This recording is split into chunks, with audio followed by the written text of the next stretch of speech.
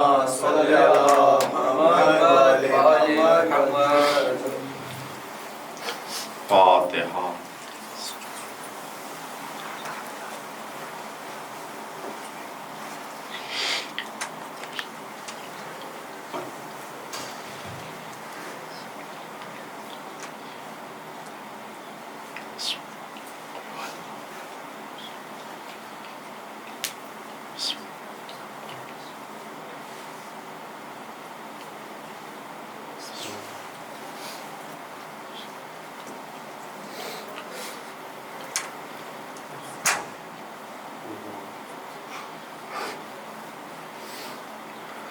لا حول ولا قوة إلا بالله العلي العظيم.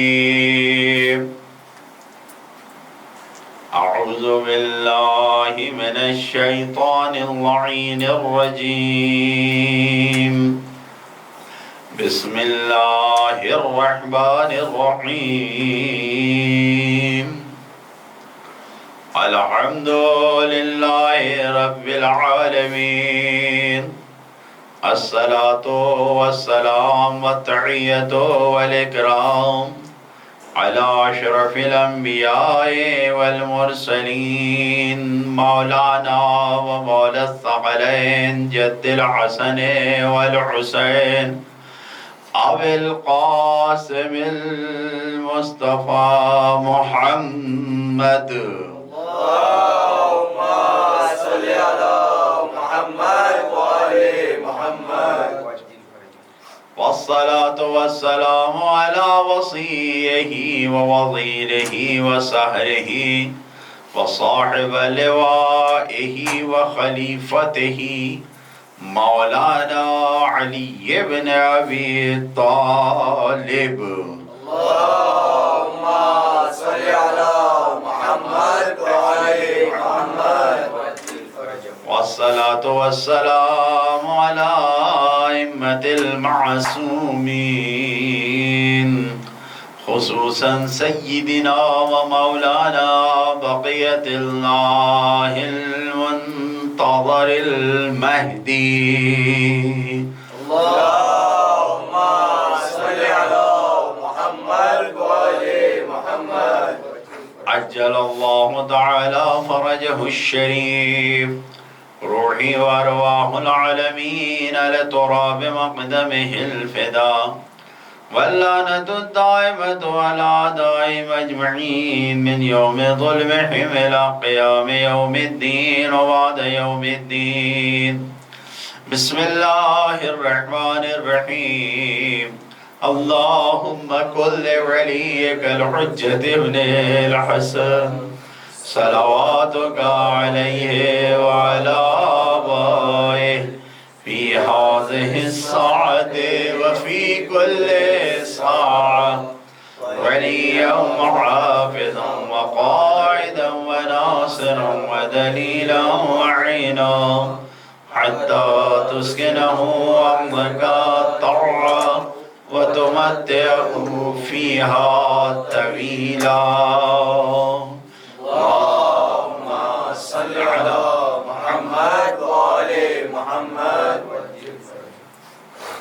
أما بعد فقد كتب مولانا الحسين عليه السلام إن تسمعوا قولي وتطيعوا أمري يهدكم سبيل الرشاد. صلوات پڑھیں محمد وآل محمد پر. اللهم صل على محمد وآل محمد. بزرگان محترم، عزیزان گرامی، عزاداران سرکار شہید الشہداء،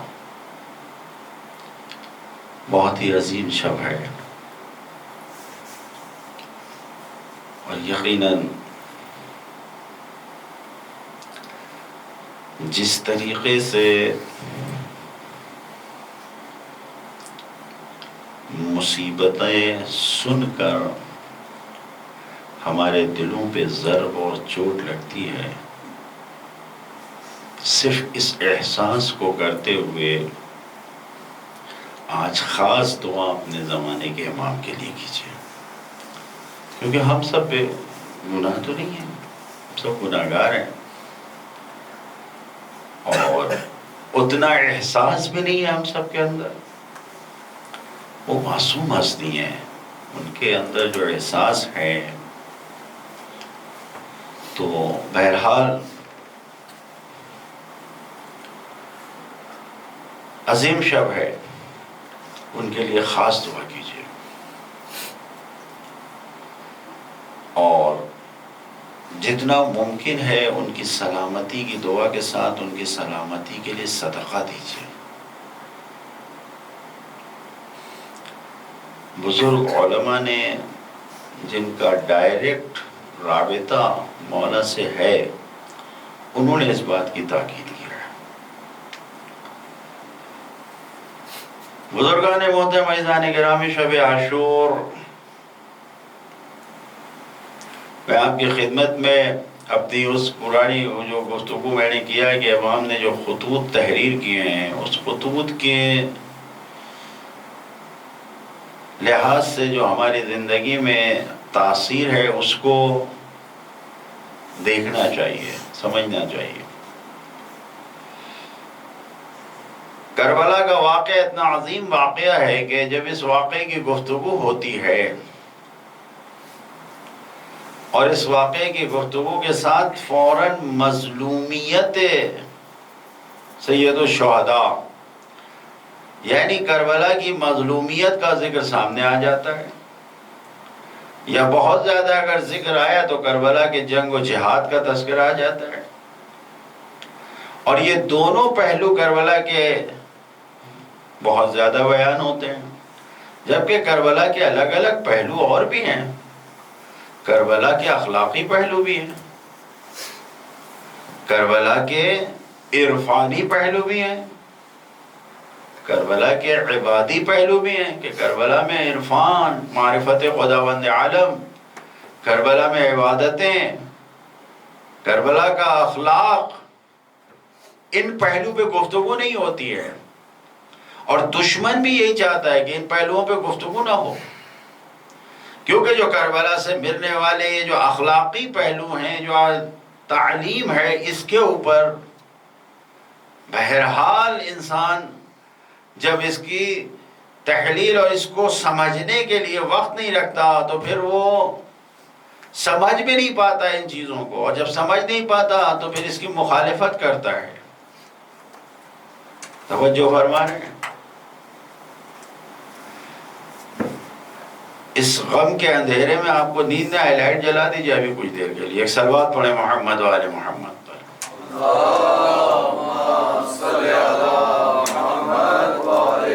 یقیناً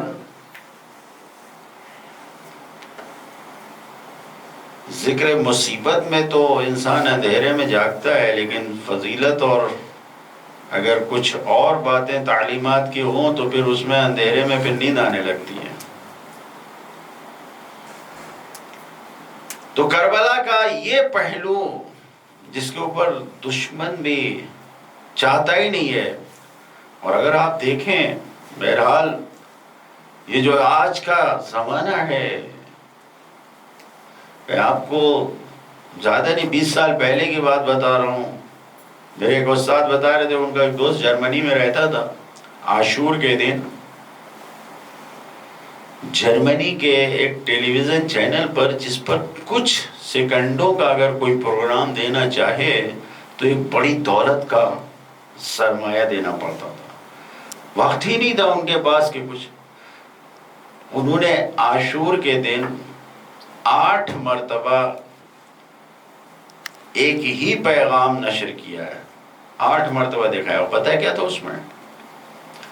اس میں انہوں نے ہندوستان، پاکستان اور عراق کے قمع زنی کے ماتم کو، قمع کا جو ماتم تھا اس کو دکھایا. اور ایسا باقاعدہ اس کو سیٹ کیا گیا تھا کہ جو بھی دیکھے اس کے دل میں شدید نفرت پیدا ہو. ایسا اس کو فلمایا گیا تھا. یعنی وہ چاہتے ہی نہیں ہے کہ کربلا کے دوسرے پہلوؤں کو اجاگر کیا جائے.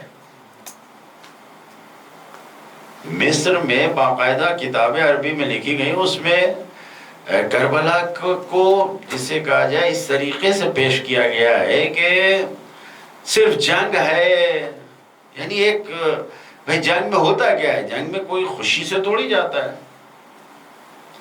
جنگ میں کوئی پکنک کرنے پارٹی منانے تو نہیں جاتا. تو وہ جنگ کے خونی پہلوؤں کو اجاگر کرتے ہوئے اس کتاب میں بہت بک رہی تھی مصر میں، اس میں فوٹوز جو دیے تھے چھوٹے چھوٹے بچوں کو خون میں ڈوبا ہوا دکھاتے ہوئے کہ چھوٹے چھوٹے بچے ہیں جو ماتم کر رہے ہیں، خون میں ڈوبے ہوئے ہیں. دنیا کربلا کو اتنا دبانے کے لیے، اتنا چھپانے کے لیے کام کر رہی ہے. کیا کیا کام ہو رہا ہے. اور آپ تو آج ظاہر سی بات ہے سوشل میڈیا جتنا بڑھ چکا ہے، اس میں آپ دیکھ لیے جس طریقے سے دشمن نے اپنی پوری دنیا کو اپنے ہاتھ میں لے لیا ہے. ہم کیا سمجھتے ہیں مثلا ہم نے فنگر پرنٹ لگایا ہے تو اپنا موبائل صرف ہمارا موبائل کھلتا ہے اور کسی کو نہیں پتا. یہ ایک فنگر پرنٹ کے ذریعے سے جو یہ نیٹ ورک ہم کو دے رہے ہیں ان تک ہماری ساری معلومات پہنچ گئی. اس فنگر پرنٹ کے ذریعے سے یہ جو تھم لگا دیا، یہ انگلی لگا دیا، ساری معلومات ان تک پہنچ گئی. یہ پوری دنیا کو وہ چاہیں تو جس طریقے سے ذہنوں کو موڑ دیں، کچھ نہیں معلوم. ہماری ذمہ داری ہے کہ کربلا کا آج کی شب میں چاہتا ہوں کہ کربلا کا وہ پہلو جو مظلومیت کا پہلو ہے بیان ہوتا ہے، وہ پہلو جو جنگ اور جدال کا پہلو ہے وہ بیان ہوتا ہے، لیکن کربلا کا ایک عرفانی پہلو ہے، ایک عبادی پہلو ہے. کربلا میں عبادت ہے، اخلاق ہے، عرفان ہے، اس کو بھی بیان کیا جائے. ایک صلوات پڑھیں محمد و آل محمد. اللہم صلی علی محمد و آل محمد. کیونکہ اخلاق کا مجسمہ ہے یہ ہستیاں، جو کردار کربلا میں ہیں، جو افراد ہیں موجود ہیں. اور اس کو ہم کہیں کہ دشمن نے کہا ہے. ابن زیاد کے دربار میں ابن زیاد کا بھائی عثمان ابن زیاد کیا کہتا ہے معلوم ہے؟ اے کاش مجھے موت آ جاتی اور میں نے یہ دن نہ دیکھا ہوتا اور یہ ننگ و عار یعنی یہ برا ٹائٹل ہمارے اوپر نہ آیا ہوتا، ہم اس خاندان میں نہ ہوتے. ابن زیاد نے کہا ٹھہرو ٹھہرو، تم کس کی زبان بول رہے ہو؟ تم ہماری طرف ہو یا دشمن کی طرف؟ بھائی سے کہہ رہے بھائی، ابن زیاد کا بھائی ہے وہ عثمان ابن زیاد. جب اس طریقے سے کہا تو کہا کہ تیرے اوپر وائے ہو، مجھے شرم آ رہی ہے کہ میں تجھے اپنا بھائی کہوں. تو نے کیا کیا ہے معلوم ہے؟ کیوں واقع کربلا کے بعد خود یزید کی بیوی یزید کو کوسا کرتی تھی؟ کیوں؟ خولی کی بیوی اس کو کیوں برا بھلا کہتی تھی؟ سنان کی بیوی کیوں اس کو برا بھلا کہتی تھی؟ معاویہ ابن یزید کیوں پورا سب کو چھوڑ چھاڑ کے چلا آیا کہ مجھے کچھ نہیں چاہیے؟ یزید کا بیٹا تھا، سب کچھ تھا، لیکن سب چھوڑ کے چلا گیا. یعنی یہ وہ ہستیاں تھیں کربلا میں کہ جن کا اخلاق، جن کا کردار، جن کی شخصیت کو خود دشمنوں نے اعتراف کیا ہے کہ اس قابل نہیں تھی کہ ان کو اس جگہ پر پہنچایا جائے. توجہ فرمائیں، غور کرنے کی بات ہے. کربلا نے ہمیں جو درس دیا ہے وہ اخلاق کا، عبادت کا، اس کے اوپر بھی غور کرنی. بھئی اگر قرآن کی روشنی میں دیکھا جائے تو خداوند عالم نے قرآن مجید میں نبیوں کو بھیجنے کے بعد جو اعلان کیا ہے وہ کیا ہے؟ قرآن مجید میں یہی تو کہا ہے لَقَدْ أَرْسَلْنَا رُسُلُنَا بِالْبَيِّنَاتِ وَالْكِتَابِ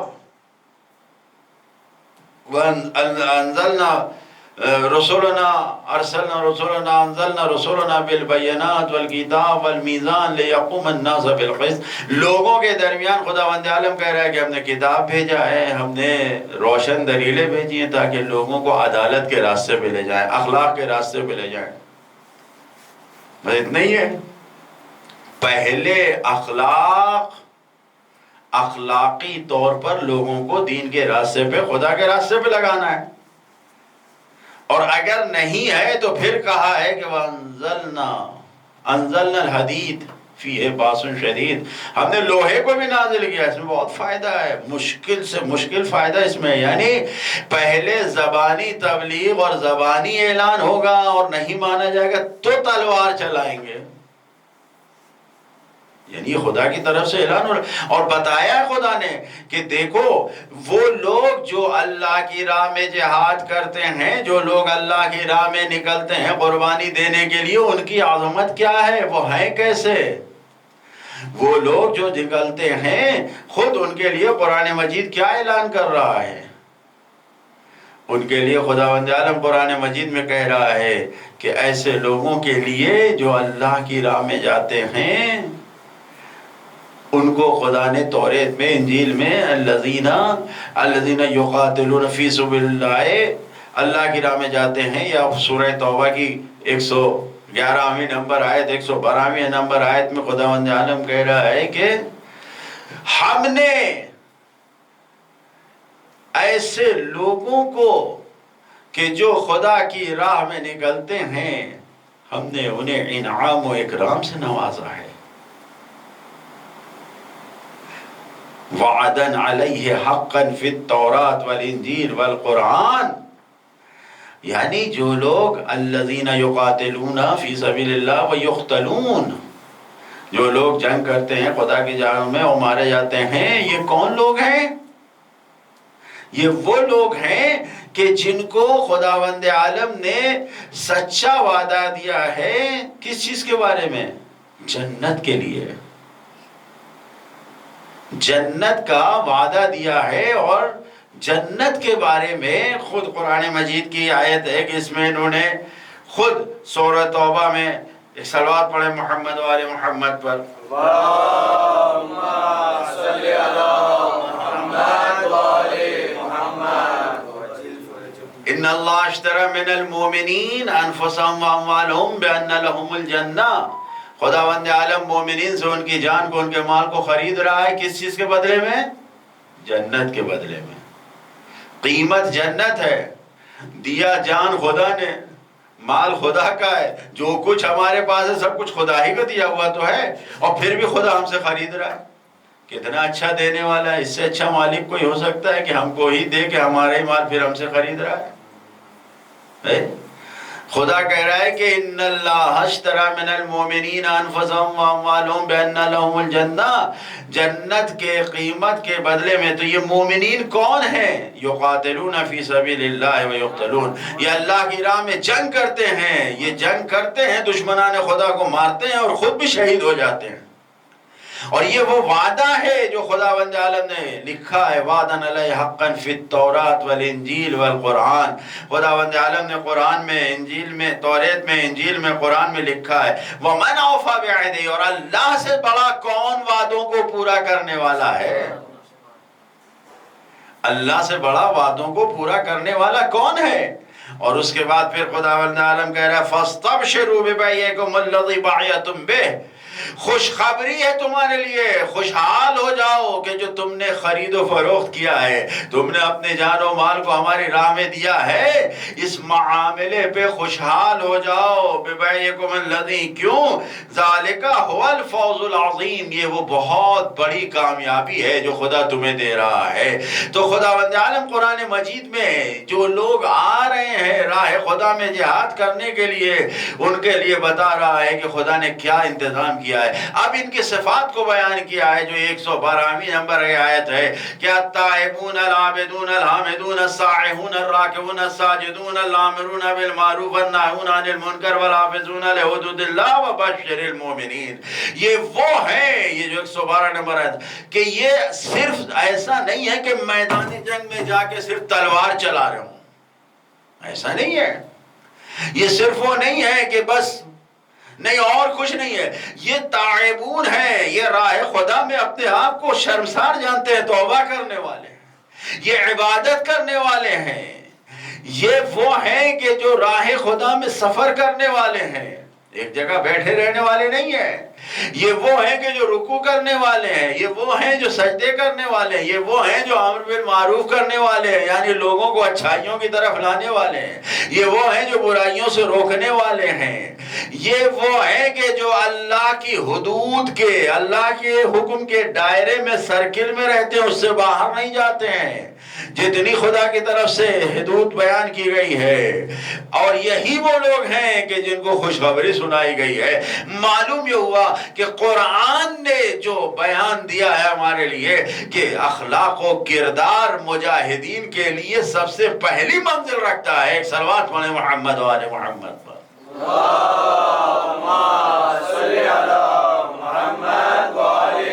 توجہ فرما رہے ہیں. اب آپ ان آیتوں کی روشنی میں آپ دیکھیے کہ آخر اہل بیت اطہار علیہ السلام نے، خود سرکار سید الشہداء نے جو زندگی پیش کی، وہ کیسی زندگی پیش کیا ہے؟ کیا اس سے ہٹ کے کوئی زندگی ہے؟ تو کربلا سے ہمیں اخلاق و کردار مل رہا ہے. کربلا ایسا نہیں ہے. کربلا میں اچھا یہ بھی تعلیم نہیں ہے ہم کو ملتی کہ صرف اور صرف اخلاق میں ڈوبے رہو.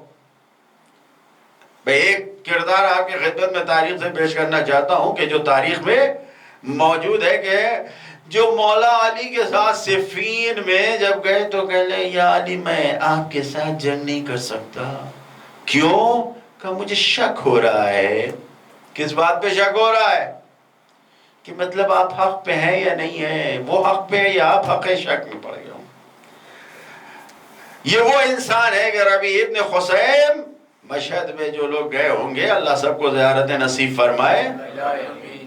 وہاں پر ایک خواجہ ربیع کی قبر ہے، وہاں پر جائیے. تو لوگ جو عام ڈرائیور وغیرہ ہوتے ہیں اگر تم سے کہیں بھائی مجھے زیارتوں میں لے جاؤ تو وہاں بھی لے جاتے ہیں. تو جو جانتے ہیں وہ نہیں جاتے. خواجہ ربیع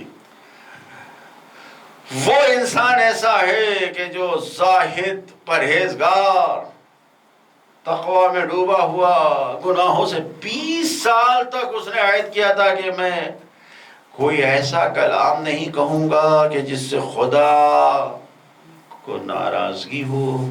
حکم خلاف، خدا کے خلاف نہیں بولوں گا. ایسا آدمی جس کے بارے میں کہہ رہے ہیں کہ ایسی عبادت کرنے والا ہے کہ اس کے عزیز رشتہ دار کہتے ہیں کہ ہم لوگ سمجھتے تھے رات میں اندھیرے میں کوئی کھمبا کھڑا ہوا ہے، پوری رات کھڑے ہو کے صرف ذکر خدا کیا کرتا تھا. ایسی عبادت کرنے والا، ایسی عبادت کرنے والا، اتنی عبادتیں کرنے والا مولا علی سے کہہ رہا مجھے شک ہو رہا ہے اس لیے میں چھوڑ کے جا رہا ہوں. مولا حسین کی شہادت میں نہیں آیا مولا حسین کے ساتھ. مولا حسین کی شہادت کے بعد اس نے کیا کہا؟ اس نے کہا کہ خدا لعنت کرے جس نے حسین کو قتل کیا ہے. اور اس کے بعد پھر توبہ کرنے لگا کہ ارے یہ تو میں نے طے کیا تھا نا 20 سال تک میں کوئی ایسا جملہ نہیں بولوں گا جو حکم خدا کے خلاف ہو. پھر توبہ کر رہا ہے اپنی اس گفتگو پہ، اس لعنت پہ وہ توبہ کر رہا ہے کہ میں نے کیوں ایسی بات کہی جو حکم خدا کے خلاف. یعنی اسلام ایسا زہد و تقوی نہیں دیکھا تھا، ایسی عبادتیں نہیں چاہتا کہ جس میں جنگ نہ ہو، جس میں جہاد نہ ہو، جس میں نہیں. یہ کردار اسلام کو پسند نہیں ہے، اسلام کی تعلیم کے خلاف ہے. عبادتیں ہونی چاہیے اس جہاد اور جنگ کے ساتھ. خالص عبادت کس کام کی ہے کہ جو ولی خدا کو نہ پہچان پائے، جو امام کو نہ پہچان پائے. ولی ایسی عبادت کا کیا فائدہ کہ جو ولی خدا کے قریب نہ لے جائے. ارے بھائی خدا سے قریب وہی شخص ہوگا کہ جو اولیاء الہی سے بھی قریب ہوگا. جو اولیاء اور ولی خدا سے دور ہوگا وہ خدا سے قریب نہیں ہو سکتا. ایک صلوات پڑھے محمد و آل محمد. اللہم صلی علی محمد و آل محمد. دوسرا کردار تاریخ اسلام میں موجود ہے خالد ابن ولید کا. یہ وہ انسان ہے کہ جو جنگ کرنے میں اتنا ماہر تھا کہ اس کا دعویٰ تھا کہ کوئی میرے جسم پر ایک ایسی جگہ نہیں دکھا سکتا جو سالم ہو. پورا جسم اس کا کٹا پٹا تھا. 100 سے زیادہ جنگوں میں شرکت کیا اس نے. خالد ابن ولید واقعاً جنگجو تھا. جنگ موتا میں 3 کمانڈر اسلام کے مارے گئے، شہید ہو گئے. جناب جعفر طیار، جناب عبداللہ ابن روا، جناب زید ابن حارث، 3 شہید۔ اسلام کی فوج شکست کھا رہی ہے، یہی خالد ابن ولید تھا ایسا کمانڈر کے مقابلہ کر کے سب کو پیچھے ہٹا کے، جو اسلام کے بچے بچے مسلمان سب کو، فوجی پورے لشکر کو بچا کے مدینے لے کر آیا۔ سوچے کتنے کارنامے خالد ابن ولید۔ اور نبی نے اس کو بھیجا کہ جاؤ قبیلے بنی عامر والوں کو اسلام کی دعوت دے کے آؤ۔ یہ گیا قبیلے بنی، اب قبیلے بنی عامر کے کسی انسان نے اس کے چچا کو مارا تھا، ٹھیک، یہ وہاں گیا، جتنے مرد تھے اسلام کی دعوت دینے گیا تھا، جتنے مرد تھے سب کا ہاتھ باندھ کے سب کو قتل کر دیا، لوٹا مارا۔ اب یہ خبر جب نبی کو پہنچی تو آپ جانتے ہیں نبی کریم کتنا غصہ ہے، ایسا ہاتھوں کو بلند کیا، دونوں ہاتھوں کو، کہ یہ بغل سفیدی بغل دکھنے لگی، اور دعا کیا اللہم انی ابرأ من خالد ابن ولید ما صنع ذلک، اے پروردگار تیرے بندوں کے ساتھ جو خالد ابن ولید نے کیا ہے میں اس سے بری ہوں، میں اس سے راضی نہیں ہوں۔ کتنا بڑا جہاد کرنے والا ہے، کتنا بڑا، ذرہ برابر اخلاق نہیں ہے، کردار نہیں ہے، کوئی آئی نہیں ہے، بے گناہوں کو کیوں قتل کر ڈالا؟ مولا نے نبی کریم نے اتنا زیادہ یہ بات بری لگی کہ بھیجا ہے نبی نے کس کو؟ مولا کائنات کو۔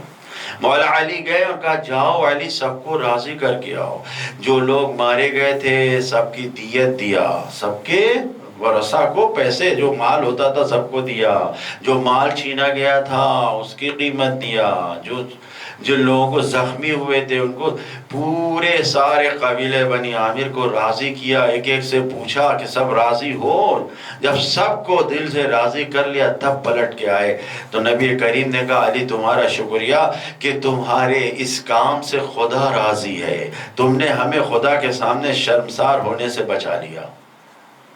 یہ وہ کردار ہے کہ جو جنگ و جہاد میں تو بہت آگے ہے لیکن اخلاق و کردار میں نہیں۔ کربلا والوں نے جو ہمیں پیغام دیا ہے کہ نہ ربیع ابن خثیم جیسے بنو نہ خالد ابن ولید جیسے بنو، اگر بننا ہے تمہیں تو ویسے قرنی جیسے بنو۔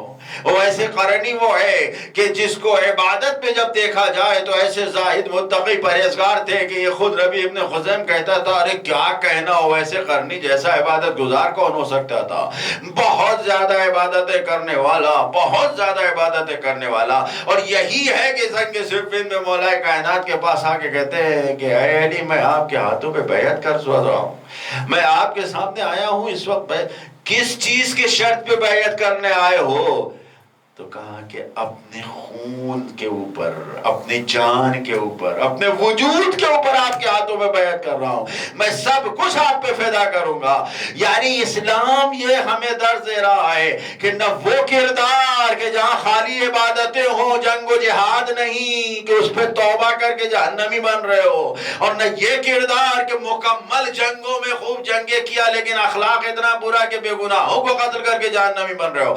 یہ کردار جو کربلا سے ہمیں مل رہا ہے کہ جنگ و جدال بھی ہو، عبادتیں بھی ہوں، کہ دونوں کو ساتھ میں لے کر جاؤ، کہ دونوں وقت جب پڑے ویسا کرو۔ یعنی دل میں تمہارے تمنا بھی ہو کہ ہمیں شہید بھی ہونا ہے، اور تمہیں یہ بھی یقین رہنا چاہیے کہ ہمارا خون برباد نہ ہونے جائے۔ عبادت خدا میں بھی ایسی منزل ہو کہ نماز شب میں جب ہاتھوں کو دعاؤں کو اٹھاؤ تو خدا فرشتوں سے کہے کہ ہم اس بندے سے راضی ہیں۔ ایک صلوات پڑھے محمد و آل محمد۔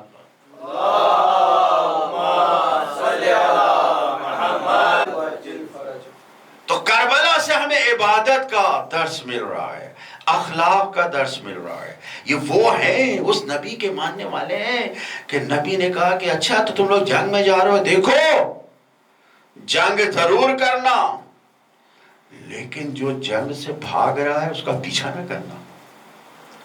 ہوتا کیا ہے، دشمن ہے نا، مار ڈالو، پیچھا کرو، دوڑ، بھاگ رہا ہے تو اور زیادہ بے بس ہو رہا ہے، دوڑا کے مارو، نہیں، جو بھاگ رہا ہے اسے نہیں مارنا۔ خبردار کسی عورت کے اوپر کوئی ظلم نہ ہونے پائے، کسی بچے پر ظلم نہ ہونے پائے، کچھ لوٹنا نہیں. اسلامی سپاہیوں کو یہ آرڈر آ رہا ہے کمانڈر کی طرف سے، جنگ کرنے جا رہے ہو، جو جنگ میں آیا ہے بس اسی سے جنگ لڑنا اور کچھ نہیں کرنا. یہ کردار ہمیں کربلا سے مل رہا ہے، کچھ بھی نہیں ہے. جو کچھ آپ کربلا میں غور سے دیکھیے، جیسے کردار انہوں نے پیش کیا، یہ اسلامی قرآنی کردار ہے کہ نہیں؟ شب عاشور سے پہلے 9 محرم کو جناب عباس نے جا کے مولا کے کہنے پر کس بات کی مہلت مانگی ہے؟ دشمن کی کارستانیوں سے یہ اندازہ لگ رہا تھا کہ رات کے وقت حملہ کر دیں گے.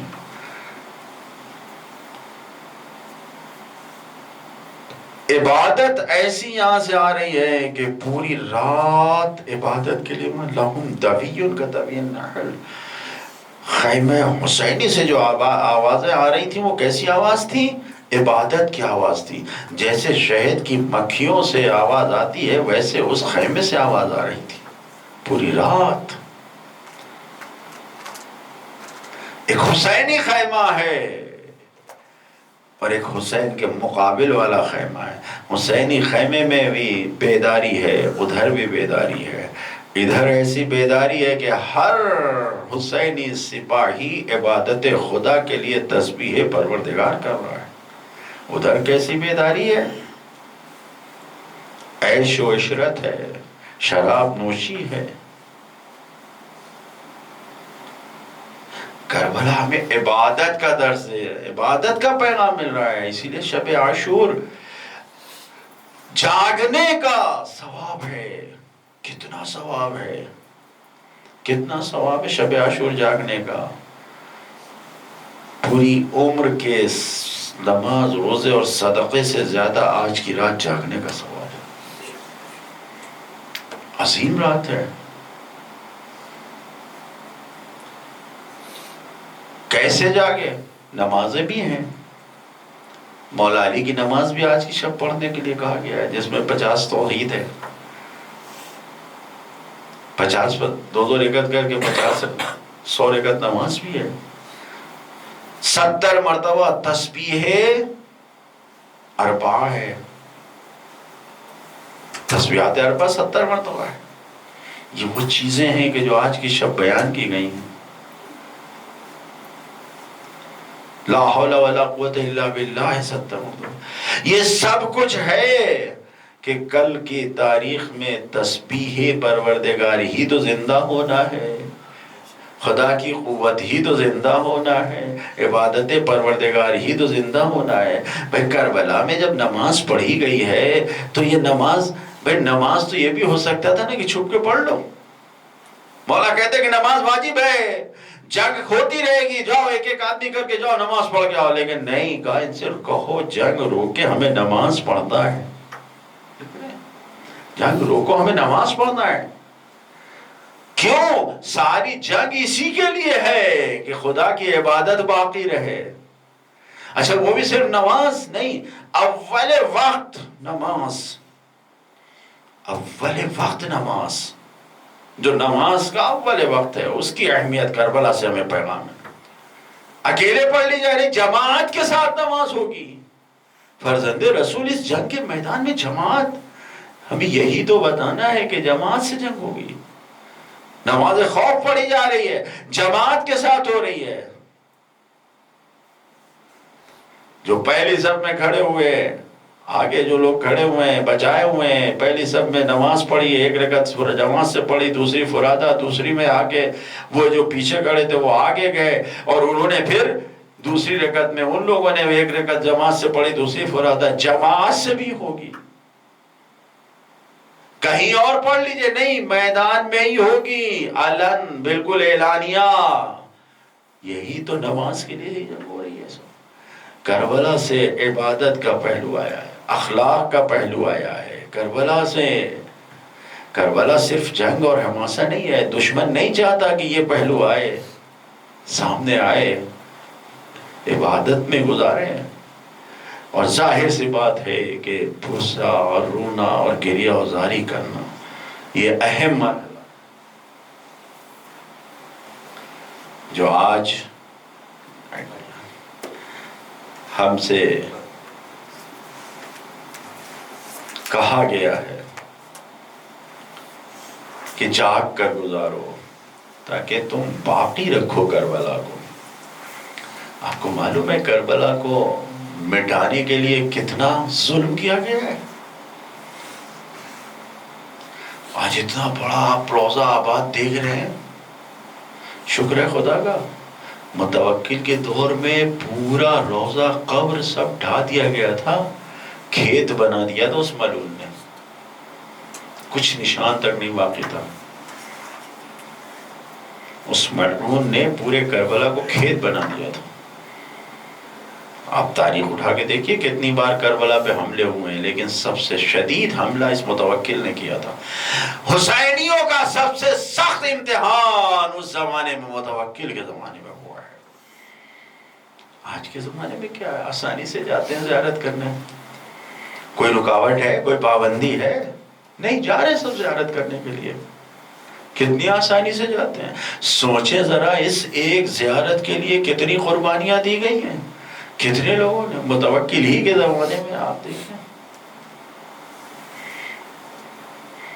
آج علی اصغر کا مصائب پڑھا جاتا ہے نا، متوکل کے زمانے میں ایک عورت تھی ناصرہ، وہ ناصرہ جا رہی تھی زیارت کرنے کے لیے، کہا تمہیں معلوم نہیں کہ وہاں پر خلیفہ کیا کہ بادشاہ خود موجود ہے، اس نے منع کر رکھا ہے، کوئی کربلا نہیں جا سکتا۔ کہا ہمیں معلوم ہے۔ کہا پھر کیوں جا رہی ہے؟ کہا میں جانا ہے حسین کی زیارت کے لیے۔ پکڑ کے اس کو فوجی لے کے گئے کس کے پاس؟ بادشاہ کے پاس۔ متوکل نے پوچھا تو ہمارے حکم کی خلاف ورزی کر رہی، تجھے معلوم ہے پھر بھی جا رہی ہے؟ کہاں جائیں گے؟ کہا تجھے اس کی قیمت چکانی پڑے گا، کہ تجھے جو چاہیے قیمت لے، بول کیا چاہیے قیمت، میں وہ ساری قیمت دینے کے لیے تیار ہوں، لیکن مجھے مولا حسین کی زیارت کے لیے جانا ہے۔ اس نے کہا کہ تجھے یہ قیمت دینے پڑے گی، جو تیری بے گود میں بچہ ہے اسے قتل کیا جائے گا۔ اللہ اکبر، کتنی بڑی قیمت دے رہی ہے، عزاداری کیسے ہم سے پہنچی؟ ذرا سوچے دل پہ ہاتھ رکھ کے، اگر ہماری اولاد کو کوئی مانگے اس لیے۔ ناصرہ نے کہا کہ تجھے جو کرنا ہے کر لے۔ جلاد آیا، ماں کے ہاتھوں پہ جو گود میں بچہ تھا اس کے سر کو قلم کر دیا گیا۔ اللہ، بچے کو ذبح کر دیا گیا۔ یہی اب مجھے جانے دے زیارت پہ؟ کہا نہیں ابھی نہیں، دلوں پہ ہاتھ رکھیے، ذرا دیکھیں کہ کتنی قربانی دی گئی ہے۔ ناصرہ ابھی نہیں تو جا سکتی، پھر کیسے؟ تو کہا کہ تجھے اس بچے کے سینے پہ پیر رکھ کے جانا پڑے گا۔ ارے بچہ گود میں مارا گیا، بچہ زمین پہ رکھا، سر تن سے جدا ہو چکا، اس بچے کے سینے پہ پیر رکھ کے ناصرہ یا علی کہہ کے متوکل کے سامنے سے دوڑی اور تیزی سے گئی ادھر جدھر روضہ حسین ہے، تیزی سے روضہ حسین تک پہنچی۔ عزادارو جا کے در حسین پہ کھڑی ہو کے رونے لگی، اے مولا قربانی دے کر آئی ہوں، زیارت کو قبول کر لیجئے مولا۔ اے عزادارو شب عاشور ہے، ارے اپنے دلوں کو نرم کیجئے، دیکھیں کتنا درد ہے، اپنے آنسوؤں سے امام زمانہ کو تسلی دیجئے۔ اے ناصرہ ارے تجھے کوئی بلا رہا ہے۔ ناصرہ نے کہا مجھے کون بلانے والا ہے، ارے میں نے تو سب کچھ لٹا دیا، میرے شوہر کی نشانی ایک بچہ وہ بھی میں نے دے دیا، اب مجھے کون؟ کہا نہیں مولا عباس کے روضے کے پاس ایک بی بی کھڑی جو تجھے بلا رہی ہے۔ عزادارو عجب منظر ہے، تاریخ نے لکھا ہے کہ ناصرہ وہاں سے چلی، اب جو عباس کے روضے کے پاس پہنچی، قریب گئی تو ایک بی بی کیوں بلایا ہے؟ انہوں نے مڑ کے ناصرہ کو ناصرہ کا بچہ ہاتھوں میں تھمایا. ارے ناصرہ بادل ہم نے تو قربانی دیا تھا. ارے تم نے جس حسین کی زیارت کے لیے قربان اسی کی ماں اے بی بی. ارے آپ نے ناصرہ کا بچہ دے دیا.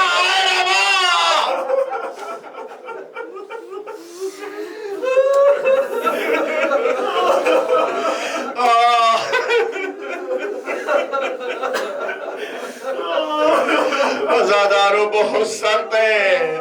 مجھے نہیں معلوم کتنا آپ صبر کر پائیں گے. یا صاحب الزمان مجھے معاف کیجئے. میں تو مصیبتوں پڑھ رہا ہوں. شب عاشورہ آج نہ پڑھے تو کب مولا. بس آپ پرسے کو قبول کیے مولا. اے ازاداروں کتنا سخت ہے. ذرا سوچیں ذرا سوچیں. ارے بھائی جب اپنے بچوں کو ہم کہیں لے کر جاتے ہیں تو ساتھ میں دودھ پانی لے کر آتے ہیں. روز ایک بچہ اس مجلس میں بھی آتا ہے. ذرا اس کی ماں سے پوچھئے آج بھی آئی ہوں گی تو ساتھ میں پانی دودھ بچے کے لیے لے کے آئی ہوں گی. چھوٹا بچہ ہے نا. لیکن ہائے ربا اصغر کو کیا دے.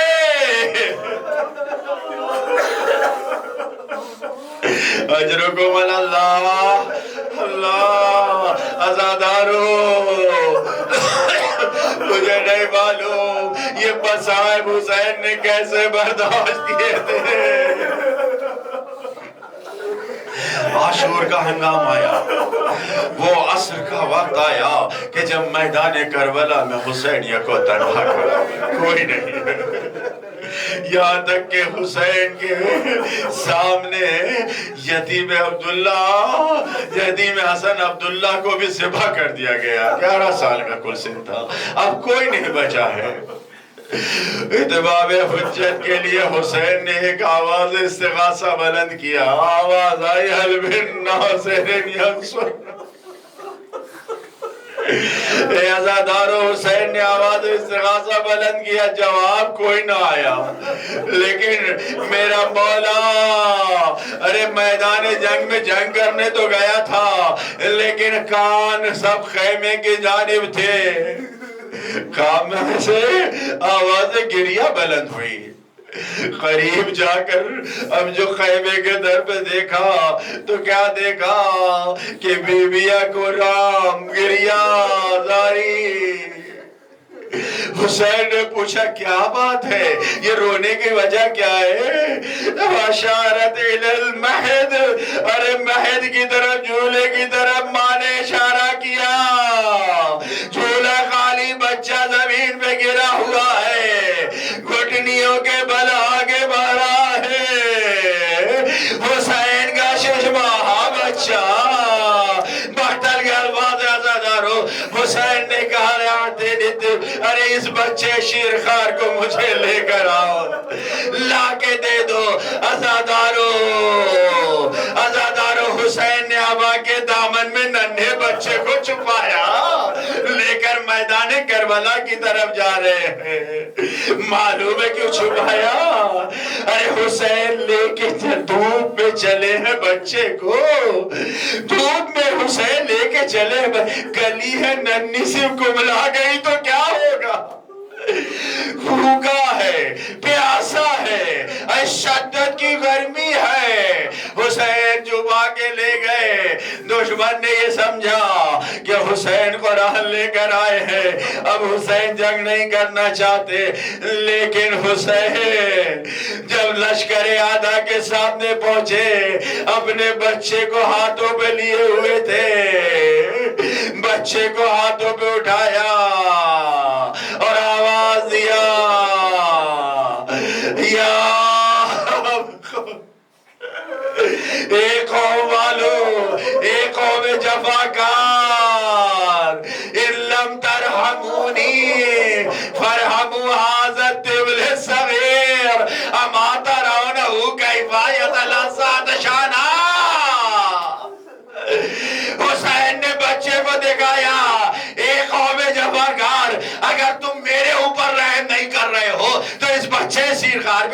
کرو. ارے ذرا دیکھو تو کیسے مچھلی کی طرح زبان کو باہر نکال. آپ تھک گئے. ارے ذرا رباب کے دل سے پوچھئے حسین بچے کو لے کے خیمے سے گئے ہیں کیا ہوگا؟ ماں سے کہہ کے آئے میں پانی مانگنے بچے کو. ارے جس نے کبھی نہ مانگا وہ مانگے کیسے؟ لیکن ایک آواز دیا ارے لم ترحمونی بجائے انہیں فرحمو آج دیکھو تو کبھی آپ نے مجھے نہیں معلوم سمندروں کے کنارے زندگی گزار رہے لیکن کبھی مچھلی کو بغیر پانی کے دیکھا ہے؟ مچھلی کا آخری مرحلہ یہ ہوتا ہے کہ آنکھیں بند ہوتی کھلتی ہے زبان نکلتی باہر جاتی ہے کہ جب دم ٹوٹتا ہے. ہائے اصغر کو دکھایا دیکھو تو اس کی آنکھیں نہیں کھلنے زبان خشک باہر ہوتی ہے. حسین نے کہا اگر تم یہ سوچتے ہو اس کے بہانے میں پانی پیوں گا جلدی ریت پر لٹا دیا. اب جو بچے کو لٹایا پھر بھی کسی کو رحم نہ آیا. فوج آدھا نے منہ پھیرا عجب نہیں فوج میں انقلاب برپا ہو جائے. ان دشمنوں میں جب رونے کے آثار دیکھے عمر سعد کی آواز آئی آئینہ آئینہ حرملہ اقتا کلام الحسین. ارے حرملہ کدھر ہے حسین کو جواب دے دو. اس حرملہ مرہون نے 3 بھال کا تیر ارے ترشل 3 بھالا جس میں ہوتا ہے اس ننھے شہزادے کے لیے. اب جو حرملہ نے تیر مارا فانقلب الصبی علی ید الامام. ارے بچہ ہاتھوں میں پلٹ گیا. واہ مصیبت ارے کیسی سخت گھڑی آئی. اصغر باپ کے ہاتھوں پہ پلٹ گئے. حسین نے اس خون کو اپنے چہرے پہ ملا اور لے کے خیمے کی جانب بڑھے. اتنا سخت حسین کو جانا. اب جو آخری مرحلے میں خیمے کے در پہ پہنچے جیسے ہی خیمے کے در پہ پہنچے ارے ماں سے کہہ کے آئے تھے بہن بھی دیکھ رہی تھی لاؤ میں پانی کے لیے مانگنے جاتا ہوں. اب جو گئے ابا کا دامن ہٹایا رباب نے دیکھا آواز دیا مثلو کا ینہریا بنیا اعلان. ارے تیرے جیسے کو بھی ذبح کیا.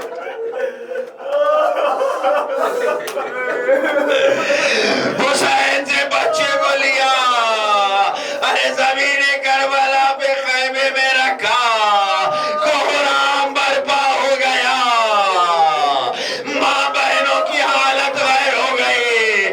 ارے رو رو کے پیٹنے لگے سر کو اپنے. حسین سے دیکھا نہ گیا. ارے اس کوہرام میں حسین نے بچے کو ہاتھوں پہ لیا لے کر پشت خیمہ پہ گئے. عزادارو بس آپ سے برداشت نہیں ہو رہا ہے. آپ رو رہے ہیں آنسوؤں کو روکیے نہیں. ارے ایک قطرہ آنسو بھی ہماری بخشش کا ذریعہ بنے گا. اے حسین ارے صبر کا امتحان دینے کے لیے آئے ہو. پشت خیمہ پہ گئے ہیں زمین پہ بچے کو رکھا تلوار سے زمین کو ارباب مقاتل نے لکھا ہے. حسین نے دیکھا ذوالفقار سے رونے کی آواز آ رہی ہے. پوچھا کیا سبب آواز دیا اے میرے آقا اب یہ خدمت بھی مجھے ہی کرنی ہے. ننھے شہزادے کی قبر بھی مجھے کو. عزادارو حسین نے قبر کو کھودا. حسین نے قبر کھودنے کے بعد بچے کو مٹی میں دفن کر دیا. یہیں پہ بات تمام نہیں ہوئی. عزادارو ننھے شہزادے کا ذکر ہے. جتنا رو سکتے ہیں روئیے. رباب کو پرسا دیجئے. حسین کو پرسا دیجئے. خدا آپ کے بچوں کو آپ کی بیویوں کی گودے سلامت رکھے، ربا کی گود اجڑ گئی۔ اے عزادارو، عصر عاشور جب حسین بھی مارے جا چکے، سارے شہداء کے سر کو جمع کیا گیا، دشمن نے کہا ایک سر کم ہے، کسی نے کہا حسین جو اس بچے کو لائے تو اس کا سر نہیں ہے۔ ارے رباب کے بعد فضہ دوڑی ہوئی آئی، اے بی بی، ارے بڑا غضب ہو گیا، ارے اب کیا غضب ہونا ہے، میرا بچہ مارا گیا، میرا شوہر مارا گیا، اے بی بی نہیں سن نہیں سکے، کیا غضب ہو گیا، ارے زمین میں دشمن نیزہ چبا چبا کے اصغر کو ڈھونڈ رہے ہیں، ارے جیسے ہی پشت خیمہ اصغر کے نیزہ ہوا، ارے سینے سے جو اصغر اس ننھے سے جان نکلی، تیر بار سے جو مارا گیا تھا دوبارہ خنجر سے ذبح ہوا، سر نیزے پہ بلند ہوا، ماں نے کوڑا بھرا، واہ اصغر، واہ اصغر۔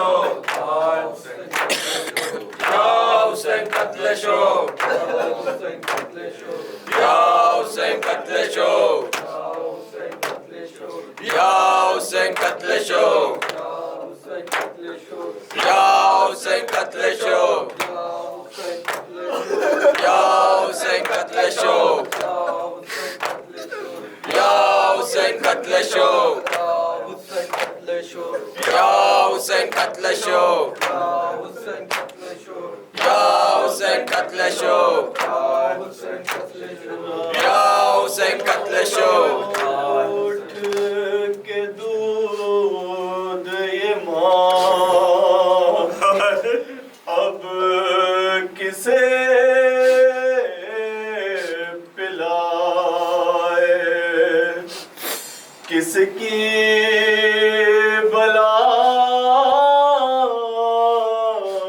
پیار سے لے کس کے صد کے جائے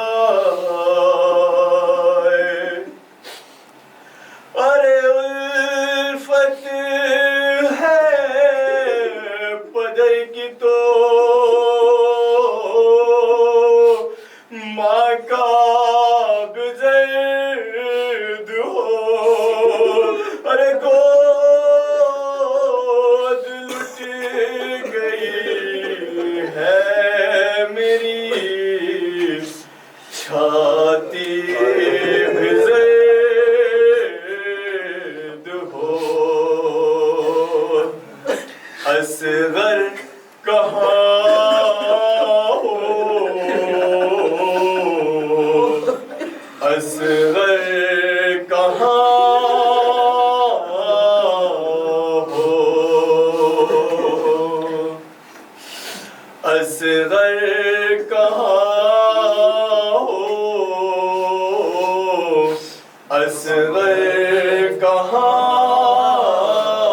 ہو. کیا فرماتی ہے جناب رباؤ جناب علی اصغر کے لاشے پہ کیا بیان کرتی ہے, سماعت کریے گا. ارے آجا میں تجھ کو جھولا جھلاؤں گود میں لے کر لوری سناؤں. آجا میں تجھ کو جھولا جھلاؤں گود میں لے کر لوری سناؤں. تجھ کو بلائے یہ تیری مادر, آجا رے اصغر آجا رے اصغر اصغر کہاں ہو اصغر کہاں ہو. ارے درد میں ڈوبی آہیں بلائے بے بس ماں کی باہیں بلائے. درد میں ڈوبی آہیں بلائے بے بس ماں کی باہیں بلائے. بیٹھی ہوں کب سے پل کے بچھا کر, آجا رے اصغر آجا رے اصغر اصغر کہاں ہو اصغر کہاں ہو. ارے زخمی جگر کی ترغا سی ہوں گی تجھ سے بچھڑ کر کیسے جیوں گی.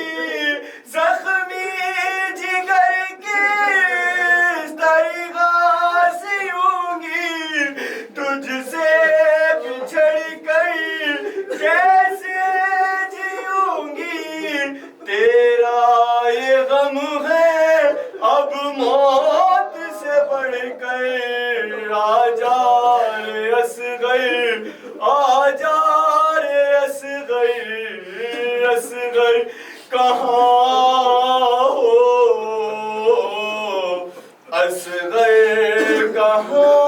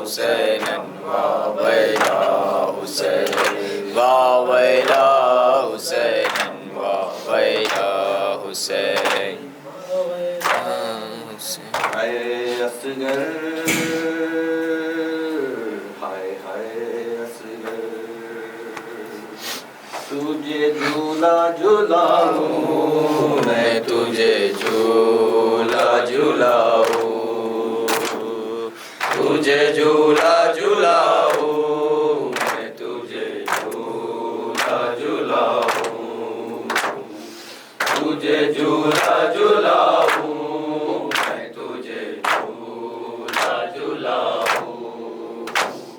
میں خواب میں اصغر تجھے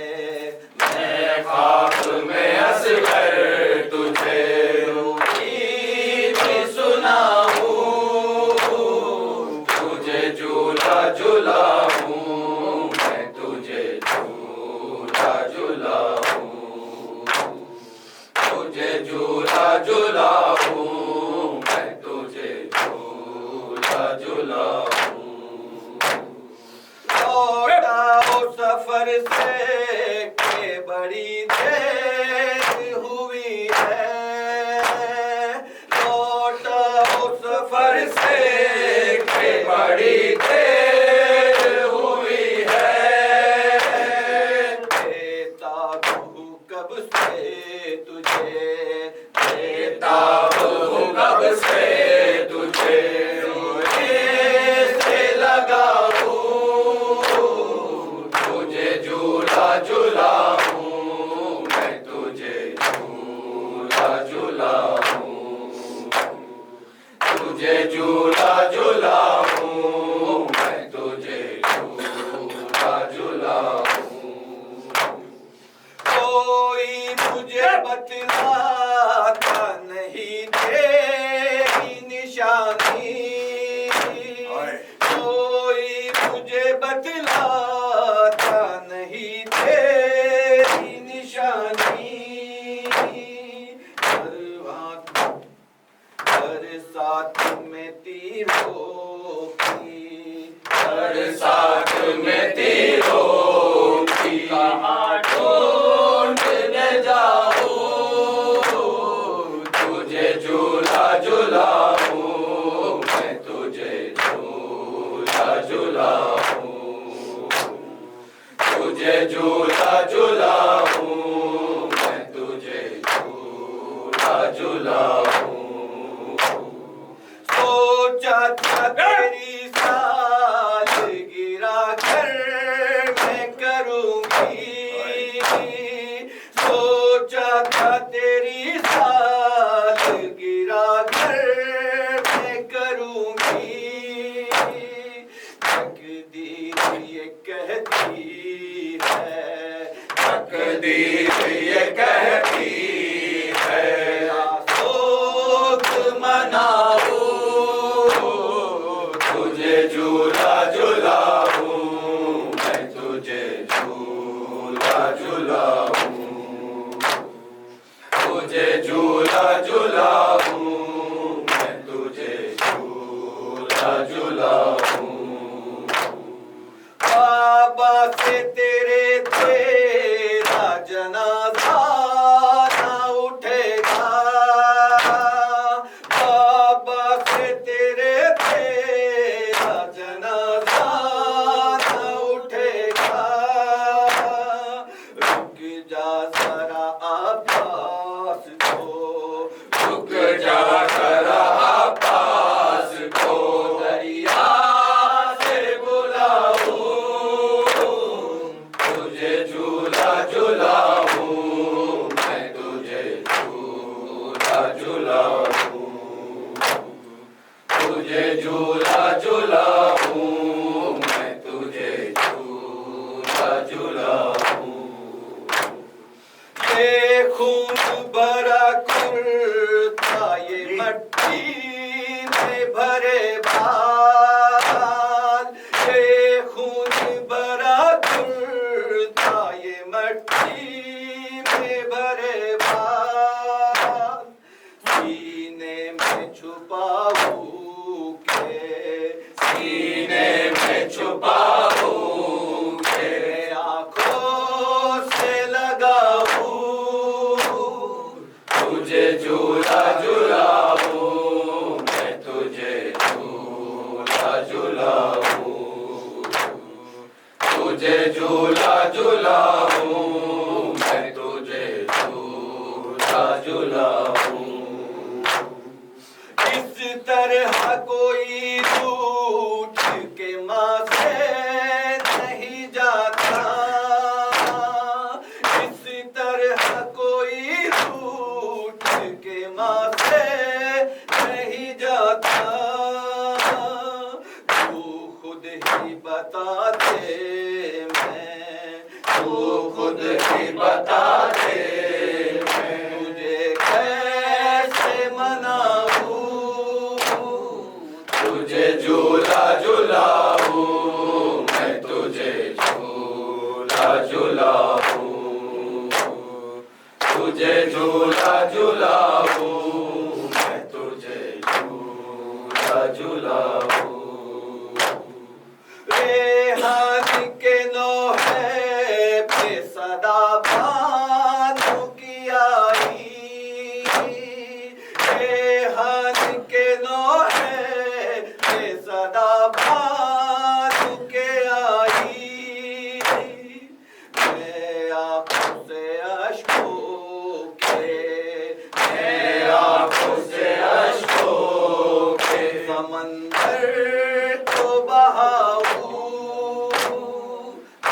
झूला झुलाऊं, मैं तुझे झूला झुलाऊं, तुझे झूला झुलाऊं, मैं तुझे झूला झुलाऊं।